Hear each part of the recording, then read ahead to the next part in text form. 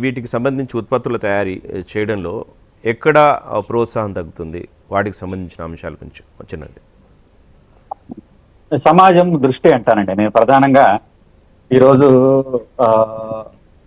25,000 ఇచ్చి ఆవుల దగ్గర పని చేయమని మనము భార్యాభర్తల్ని అడుగుతుంటే ఇది పేడ పని, ఇది ఆవుల పని, ఇది పాలేరు పనిగా భావిస్తున్నారు.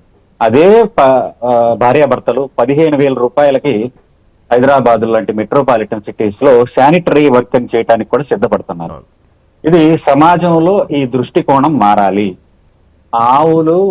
ఆవుల పాలన, ఆవుల గో ఉత్పత్తులను వృత్తిగా ఎంచుకోవడం అనేది సమాజంలో ఒక పెను మార్పుగా వస్తే గాని, మళ్ళీ వాటి మంచి దృష్టితో చూడటం జరిగితే గాని ఇవి మళ్ళీ ఇలాంటి వృత్తిని, ఇలాంటి గోపాలనని ఎంచుకోవడానికి యువత ముందుకు రావడానికి సాధ్యపడదు.